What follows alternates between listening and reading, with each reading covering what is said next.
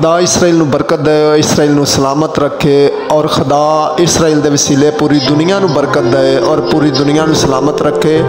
खुदा Donald Trump नू कामयाबी दे और इस इलैक्शन दे विच और ज़्यादा डोनाल्ड ट्रंप नू कामयाब रखे और पूरी दुनिया के खादमां नू और ज़्यादा इस्तेमाल करे और पूरी दुनिया ते मसीहत इंज फैले जिवें पानी दे रैले फैलते हैं।